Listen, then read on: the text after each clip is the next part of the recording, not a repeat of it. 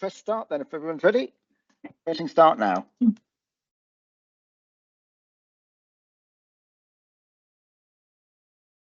Oh, hello and welcome to today's webinar. Thank you very much for joining us. Today's webinar is for our Executive Assistant to the CEO and Chair role, which we currently have advertised. Before we start, I'm just going to run through a few quick housekeeping things and just let you know what to expect. John, please could you move us onto the agenda side? Oh, thank you. Right. Okay, so first of all, this has been set up as a Teams event so that you can attend anonymously. We have a Q&A feature, so if you have any questions throughout, please use that. The questions are anonymous, but we can see them this end. We'll address them as we go through the webinar. Device dependent, it should be on the top right-hand side. But if you can't find it or think of a question later on, there's an email address which we'll go through at the end for you. Before we move on, I'm just going to introduce who is here today. So my name is Jenny. I'm part of the HR recruitment team. Natalie? Oh, there we go. Hello, everyone. I was just waving and I wasn't even on screen, I don't think. So my name is Natalie Prosser. I'm the CEO here at the OEP. And Richard? Hello, I'm Richard Greenhouse. I'm Chief of Staff here at the OEP. I'll say a bit more about what that means shortly. And John? Hi there, my name is John Pounds. I'm the HR manager here at the OEP and I'm running things in the background and also here to help answer questions. Okay, and we've also got Sophie with us today. Hi, I'm Sophie Forrell. I am the Board Secretary and Private Office Manager, and I am the one doing the recruitment for this role. So it would sit within my team, and I'll explain a little bit more about that shortly. Okay, thank you very much, everyone. And just to quickly go through our agenda, so we've done introductions already. We're going to have a section from Natalie about what we're looking for within the roles that we're recruiting, and then Rich is going to talk about the role and the functions of the OEP and the Chief of Staff Directorate. We're then going to find out a bit about the role itself. So Sophie's going to talk about the role, and I will be there to give some information on the recruitment process and hints and tips and some reasonable adjustment information. And then we've got a Q&A which we'll address at the end. So one final point to make, which is really important, is this webinar is not a substitute for the full job description, which should be read thoroughly before you make an application. So please do read the information on the job advert thoroughly before you pop your application in.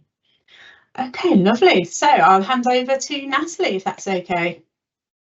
Thank you very much, Jenny, and good afternoon, everyone. And thank you for coming along to this webinar to find out more about this very exciting role. I think it's very exciting because this role is executive assistant to me and our chair, Dame Glenys. And as such, if you were successful in this role, you'd be working really closely with me and Dame Glenys.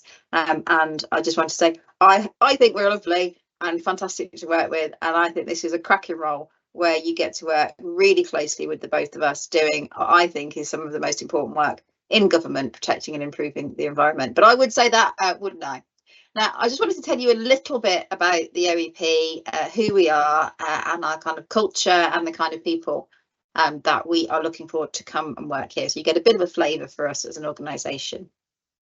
So we were set up in 2021. I've been here right from the start, so I joined in 2021. So we're still relatively young, not quite new anymore, but still a young organisation. And that makes us quite dynamic. It means we don't have kind of too entrenched ways of working. We're still evolving and trying to make ourselves the best organisation we can and working quite flexibly, because none of us have been in the organisation all that long, because it's still pretty new. And I think that still shapes our culture in being innovative and quite dynamic place. And we're looking for people who enjoy working in that kind of organisation. We have a broad range of different people with different backgrounds here at OEP. So even though we're only about 80 staff, and we have all sorts of different professions. We've got scientists, researchers and analysts, we've got lawyers, we've got investigators, we've got complaint handlers and people who do public facing services. We've got communication specialists, we've got project managers, we've got all sorts of different people, and we work really closely together as a team to do the job that we do, which is a challenging one at times, but also absolutely fascinating in our work, because everything that we do is focused on protecting and improving our environment, and it runs through the organisation, in our culture, in our values, and people coming to work are mission-driven people who really want to make a difference and come to work every day with the aim of making that difference. So that's the kind of organisation that appeals to you. That very much is who we are, and we're looking for people who enjoy kind of the fact that no 2 days are likely to be the same, that we're dealing with different problems. It can be quite fast moving at times, but also people who recognise how important it is that the work we do is of the highest quality, that we operate with the utmost integrity, and that we do our job as well as we possibly can. But if John could just move us on to the next slide. Now, here's our chair, Dame Glenys Stacey, who's this post holder will also be supporting. Dame Glenys is, I think, fair to say, a legend in her own lifetime, and it's an absolute privilege to get to work with her. The vast amount of experience working in government and in oversight organisations in particular. And you can see here Dame Glenys's reflections are on the people that we're looking for. She wants to draw from the broadest range of talent that we possibly can. And she's recognising there something that is really foundational to our culture. The OEP is its people. Our people are our greatest asset. Without our people, we can't do anything at all. And therefore, we need people and want people who can come to work and be the absolute best version of themselves, and who find this an organisation and an environment where they can thrive and really reach their absolute full potential. And that's important to us. It's important to our culture. And I hope, if you're here today, that it's important to you as well. So I've given you a little bit of a broad introduction to us as an organisation and what we're looking for, and I hope you get a bit of a flavour for that. The team here today will talk through in a bit more detail where this role sits in the organisation and a bit about how they work, and also more specifically the role itself. And you hear from Richard and Sophie. I can say so. Sophie's an absolutely lovely individual, and if you ever wanted to have a fantastic person to work for, then you can't go far wrong with Sophie. But you'll get to hear a bit more from her as well. So that's it from me. I'm going to hand back to you, Jenny and John, to go through the rest of the webinar. Thank you very much, Natalie. And I think we're going to move straight on to Richard, if that's okay. Yes, thank you, Jenny. A bit more about what we, the OEP, are. Well, first of all, we're unique. There's no one else quite like us in the world.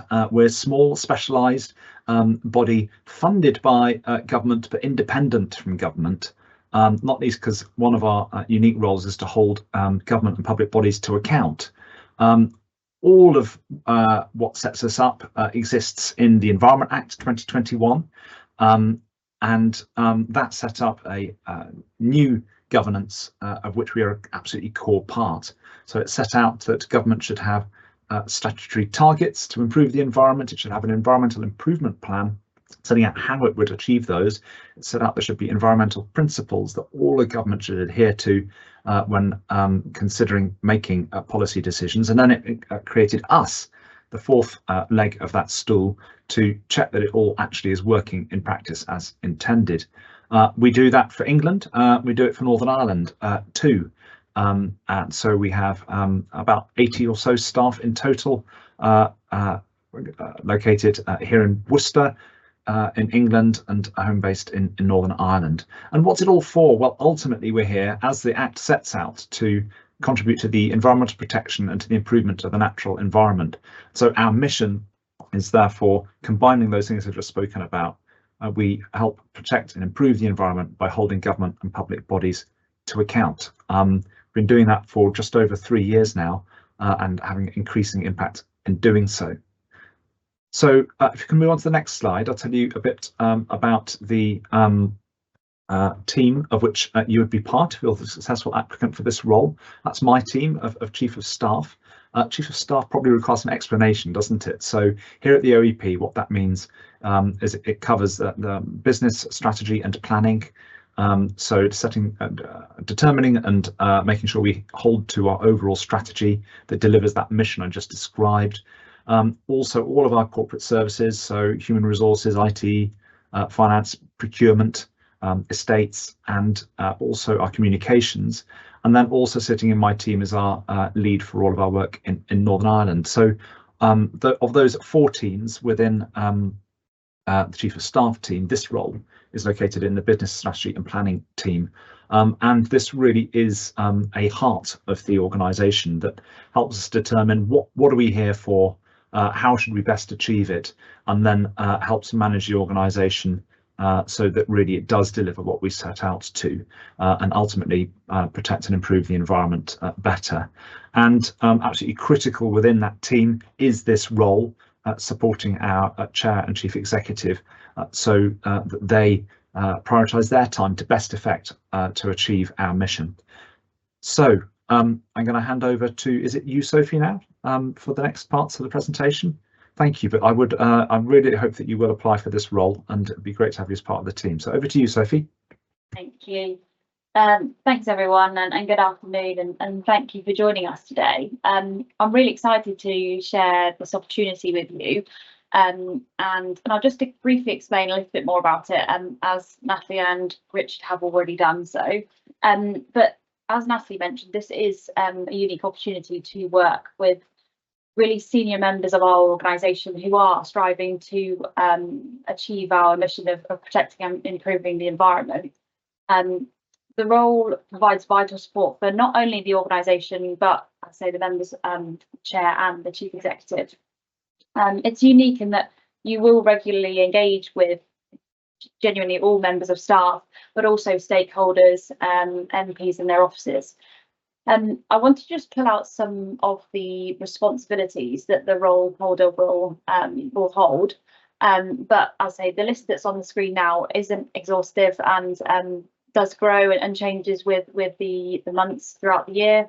And based on our candidate may change, but this is generally what a day, week, year might look like in the position. So the main responsibility I wanted to pull out is the management of our chief executive and our chair's diaries.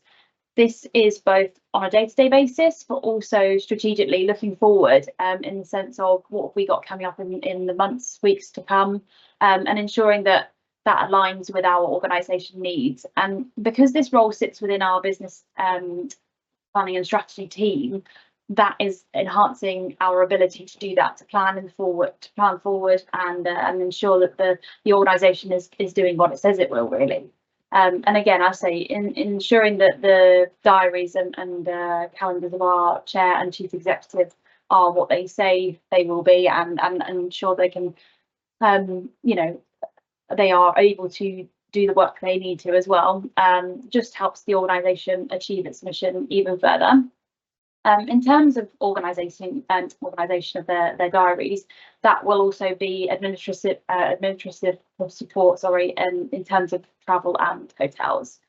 The next point I wanted to pull out is also, in terms of diaries and meetings, is ensuring that the chief executive and chair are prepared for engagements. This would include, coordinating and commissioning briefings, and making sure that those throughout the organisation that need to be involved with a briefing or note taking are there and are in the right place at the right time. I think the next important responsibility to pull out is also our organisation of our executive committee. They meet once a week, and it's a really vital part of the organisation to ensure that the executive directors are aware of what's going on in the organisation. They also pass on information from the committee to the board, and it's really vital in making sure that we can make decisions and making sure, again, the organisation is saying doing what it says it will. Part of that will be making sure that our agendas, papers are circulated on time, and that the meeting can just happen. And the last responsibility I wanted to fill out was supporting information requests. Now, within the organisation, this is really key that we are transparent. It's one of our missions to make sure that we are always transparent and clear on the work that we are doing. Members of the public, NGOs, charities can make a request for information, and we provide that. And within my team, we coordinate that and make sure that the information is shared where necessary, but also that we've considered where information should or shouldn't be shared, and we've thought that through properly. So that would just be a support for myself as well.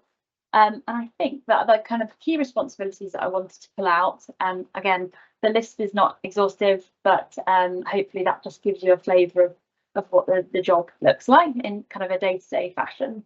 John, if you can move to the next slide, thank you very much. In terms of experience, again, this list is not exhaustive, but we will be using this to look at your applications and also if you're successful to get to interview.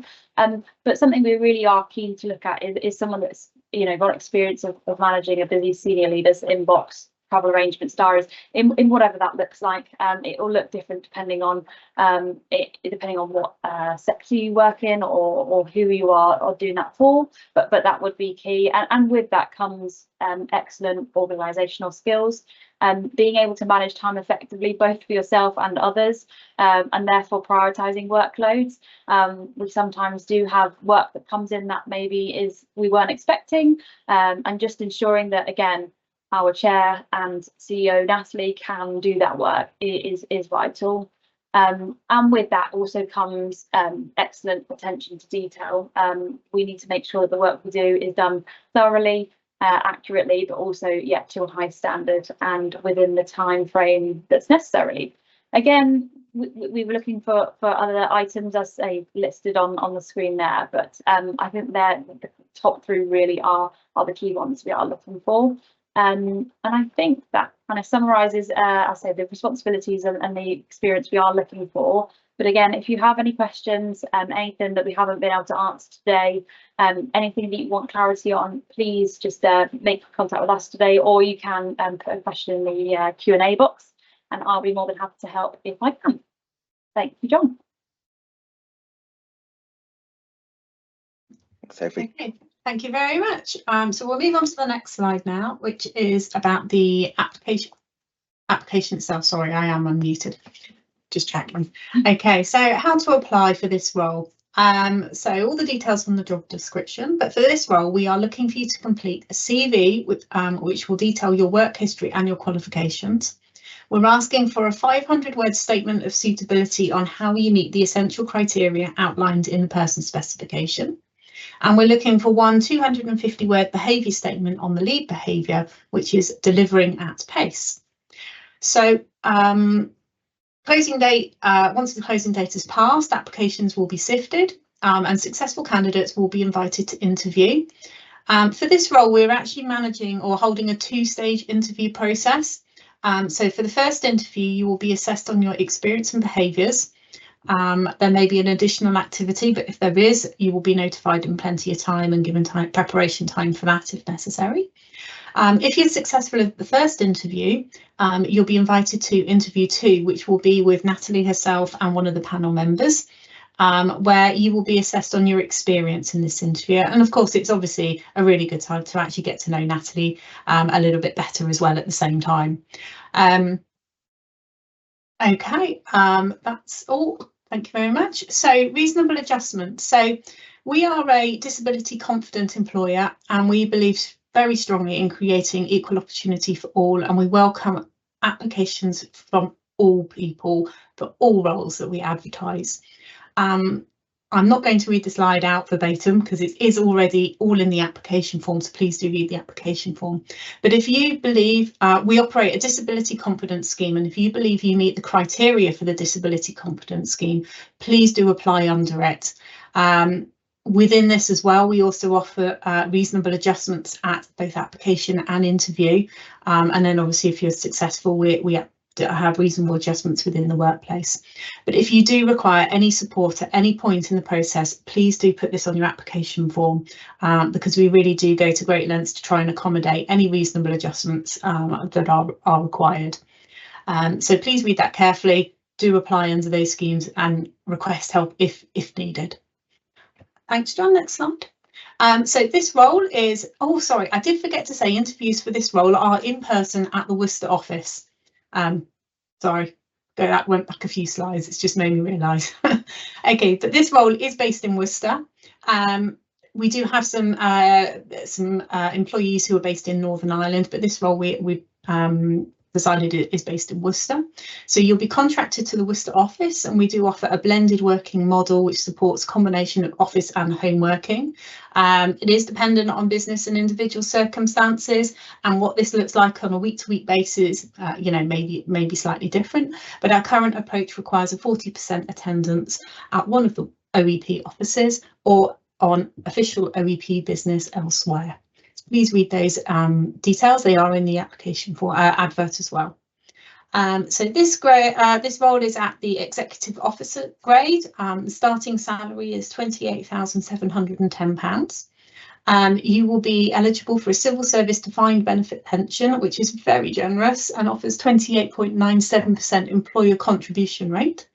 And you will start at 25 days annual leave, rising to 30 and over after 5 years.